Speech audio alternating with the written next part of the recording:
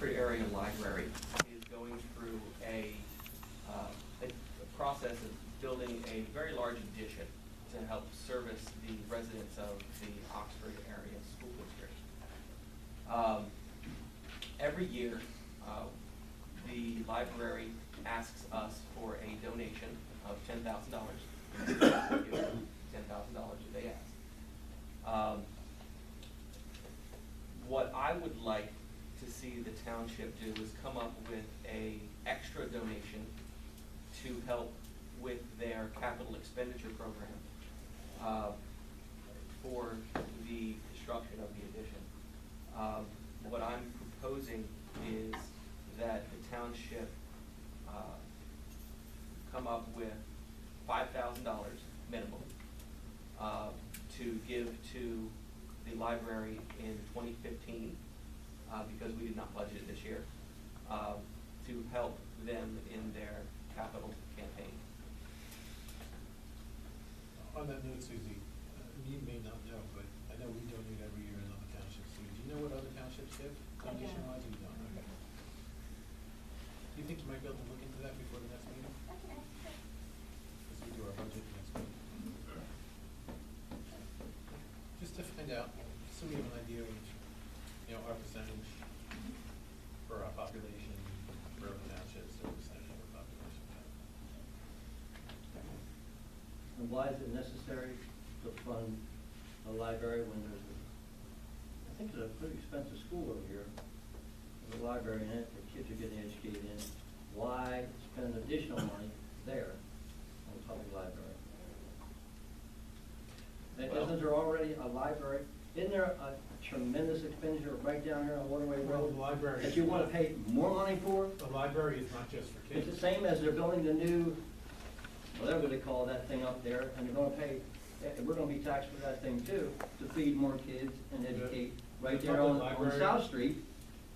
How many of these expenditures do you wanna, feel touchy-feely about? Let's donate to the next church down the road who'd like to put a library in their church.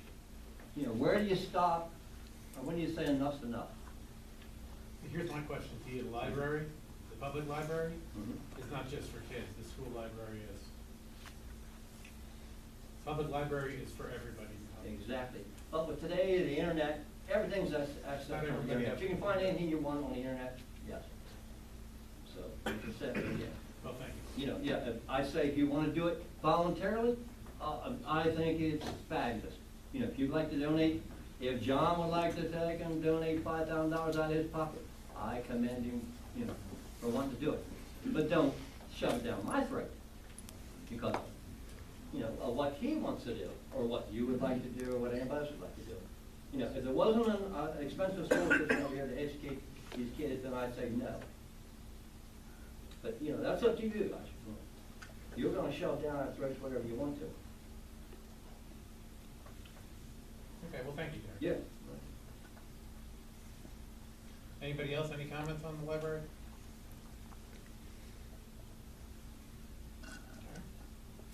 Well, moving on, we don't have too much on the work session here, so I'm going to see if anybody has anything they'd like to discuss with us on the work session before we start our meeting. Yes, sir.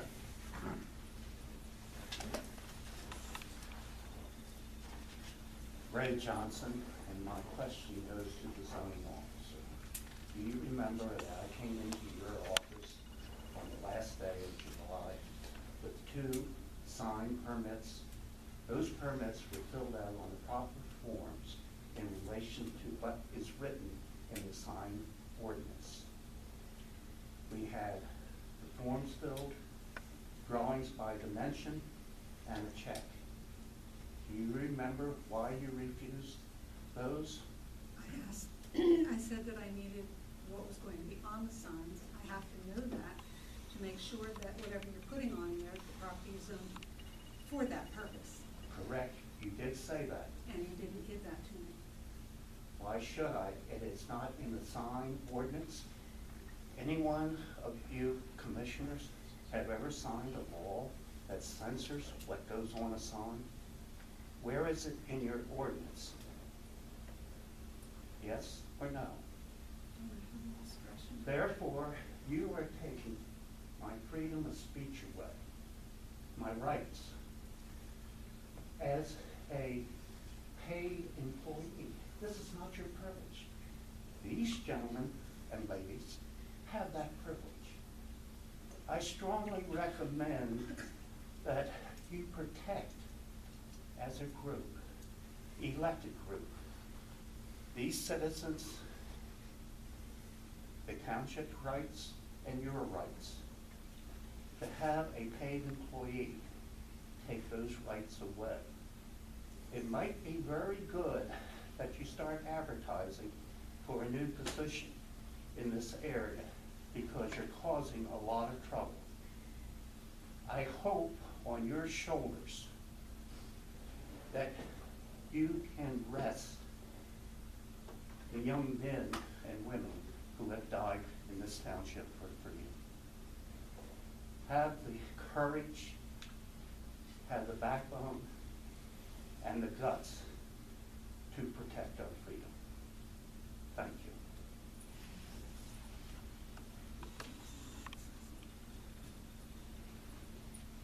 Is there anybody else who'd like to bring anything up for the work session? I would. Sure.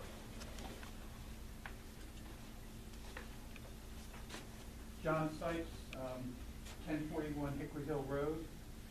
I'd like to address the continuing saga of my driveway, which the township's attempting to turn into part of Fulton Road. The last meeting, you said that you were going to take my barriers down, you were going to open the road. You did take my barriers down, but you put some fairly obnoxious barriers of your own up. I'd first like to understand what's the township's intention with that. The township's intention is it's a road. It's not a driveway. And can you tell me on what basis you're making that We're decision? going off of the township plans that are, it's a road. It's always been a road. It has never been a driveway. The township's plans? Didn't we go through this nonsense last time? I'm sorry, I don't consider the use of my property. Well, it's not your property, it's a township road. This is the East Nottingham 2006 zoning map. Would you like to take a look No, at, I really don't want to take a look at it, because I know what it there's has. no road shown here. There is a road there. You know as well as we do that there's a road. Look at your own map. I'm looking at your map and I really don't want to look at it. Look at the East Nottingham Township zoning map. Right here it is. It is not on the map. I think it is, Mr. Sykes. It's on a the very map. small version. It's, Would you like to look at that? it's right there. It's right here. On our zoning map. Is this the township zoning map? I don't know what that is. It's a copy of something. That is the legal township zoning map right there. I don't know what that is. That might have been something at one time, but I don't know. This is the map that you gave in your office earlier this year. That is the township zoning map. That doesn't have enough resolution to show. That would have been another from my map book. Yes, it is. Which is not, the legal township zoning map. That is something from another organization. That's from Geographical Information Systems. Where is the actual legal township zoning map? If that book is. Right there. Right behind you, see it's signed, Right. okay? So, back to your intentions. Can you give me any kind of timetable on what you're gonna do with this? You've now come onto the property and have dug up a drain pipe. You put a ditch across the driveway. I can't even use it as a driveway now. It's not a driveway. It never has been. Yes, it has. No, it has never been a driveway. It has always been a road. And you're basing that on what? We're basing that on resolution and maps and survey. So it's been a township road. A resolution can take property for the township without public notice. Is that what you're telling me? Mr. Sykes, Yes. Mr. Sites? Explain how a resolution can This, I take think- private property and turn it into a road. First of all, you're saying something that's not accurate. Please correct me, I will correct you. okay? It is a township road. A resolution 22 years ago identified that at that time it had been used for more than 21 years. It is described. It is recorded in the clerk of courts, Chester County, and it is also on file with the Pennsylvania Department of Transportation. It's a road. I know you don't like that answer, but it just is. Well, we surely have a disagreement about that. I agree, but I think we've been through this many times. It's a road. Now, can you explain to me what the township's intentions are? Before I left my house tonight, Verizon was on the property because the township requested a PA1 call so they could do the construction. It's a normal thing. I think Bill Weaver put the request in for a PA1 call. He looked at it and he said, this is preposterous that they would try to make this a road. He said, you know, just removing this telephone pole is gonna cost upwards of $50,000. Here's the issue, we're not trying to make it a road, it is a road. Okay, We it's a need to road, get that cleared up it's right a now. road with a telephone pole in the middle of It it. is a road, I don't care what's in the middle of it, it's a road, it's a township road. So Okay, how much, It's not a driveway, it's not your property, it is a township road, and the township intends to use it as a township road. That's the end Well, of what- it, that answers your question. You wanna know what our intentions are, those are what our intentions are. and how much money have you budgeted for turning this thing into a usable We'll road? budget what we need to budget for it. Okay. That's all I have. Thank you, Mr. Sykes. I'll give you the start of, I've been there 68 years. There was a road back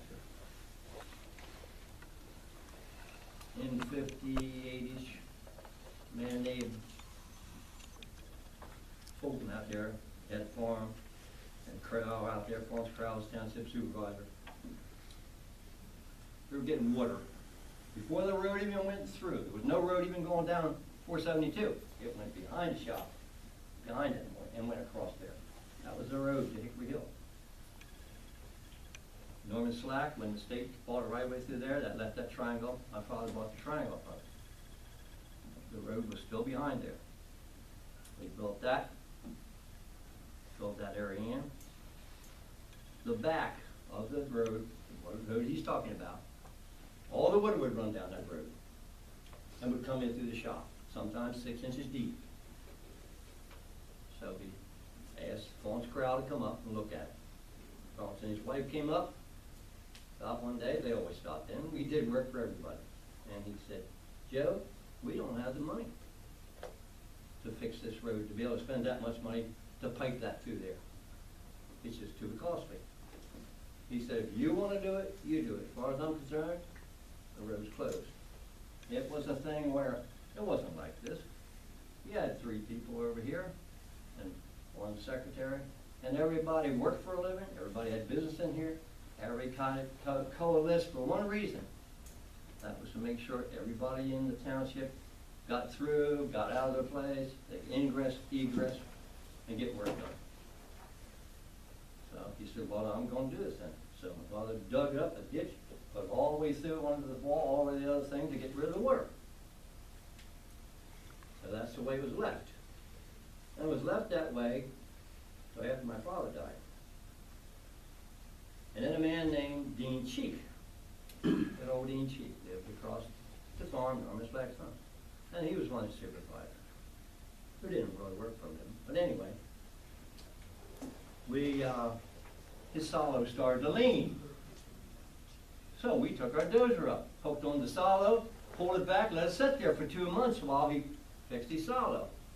When the start of the state road fell down through and his cows couldn't come back through the meadow, we took our crane out because the state wasn't going to spend any money down there. We raised the concrete up so he could get his cows back in. We helped out everybody. So then my uncle, who took care of all our business, said, you wouldn't believe the people who owed your father money. I should have been. And he said, one of them's right across the street, antique. I said, oh, really? I said, what about? They fixed up a truck that he wrecked. So I said, what do you mean you wrecked? He said, no, somebody ran into him. This is in '69, and he said, someone ran into him and didn't pay for it. So my father repaired it, fixed it for him. Didn't charge him yet. He said, I'll pay you when I get paid. But it never happened. I didn't know that until he showed me these bills in excess of $180,000 that people owed us. So I walked up the road to Dean's. I said, Dean, you know where this, you see this bill? Well, yeah. I said, well, what's this about? He said, well, the guy never paid me. I said, well, that's 20-some years ago. Well, I know, he never paid me. Why should I pay him? I said, well, my father fixed your truck for you. It wasn't his. And he says, you mean you want that money? I said, well, yeah. You don't want any business from us? I said, why would I want business if I don't get paid for it? So he wrote out a check and threw it at me. I walked out and he said, I said, you haven't paid me yet. So he picked it up and shoved it in my back pocket. Well, guess what happens that Monday?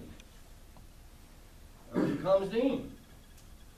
Get all your cars, clean all that back area off that shop. We're opening that road back up. That was never officially taken off. Because I made him pay that bill. And that's what started. Before that, it was fine. You know, nobody said a word. We took care of that. Township truck, many times I've taken a backhoe, going over, cleaned up. When they broke an axle, put some snow, we put an axle in a loop, changed the axle. We didn't charge the township anything because we all worked together to get along. If we charged the township something, I'd still be paying it. So he'd say, the more we do for them, the less it costs us and the better the people are. And that's the way we always did it. We didn't steal the road. We just, we don't want to spend the money on. Sure, there wasn't funds back then to do that stuff. And that's the reason we did it that way.